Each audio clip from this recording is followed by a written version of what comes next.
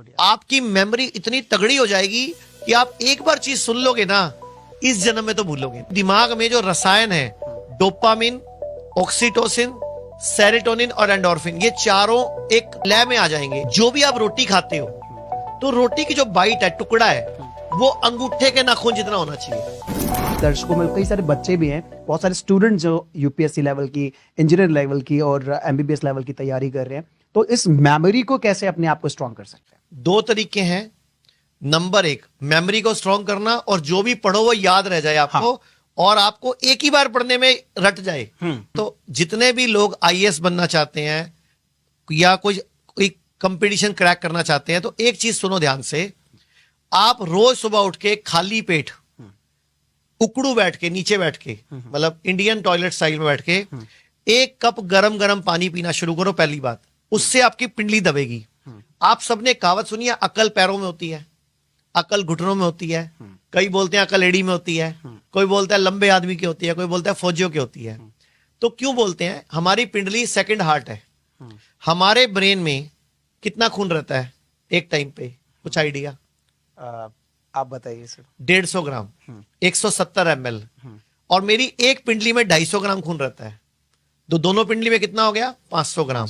यानी कि सिर के मुकाबले 3 गुना खून कहां पड़ा है? पिंडली में। और अकल क्या है मेरी? पैरों में। पूर्वजों ने सिखाया हमें। हाँ। कहावत में, बहाने में।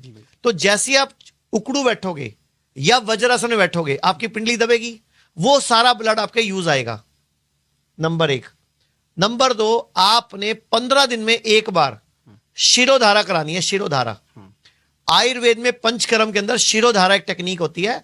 आपको लेटने के बाद सिर पे तेल गिराया जाता है। बहुत सस्ती थेरेपी है।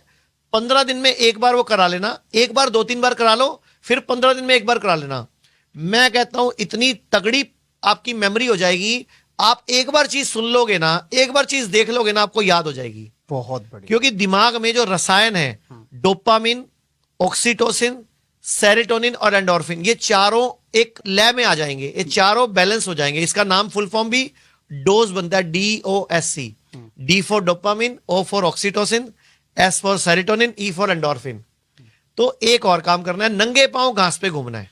बहुत ये 2 काम कर लीजिए, आपकी मेमोरी शार्प हो जाएगी।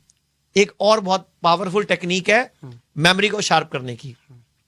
जो भी आप रोटी खाते हो, तो रोटी की जो बाइट है, टुकड़ा है, वो अंगूठे के नाखून जितना होना चाहिए। अंगूठे के नाखून जितना? मतलब रोटी की बाइट 1 सेंटीमीटर बाय 1 सेंटीमीटर होनी चाहिए अंदाजन। हम क्या करते हैं, अभी रोटी की बाइट इतनी बड़ी करते हैं और उसमें सब्जी भर के खाते हैं। तो सब्जी चम्मच से भरनी है भाई।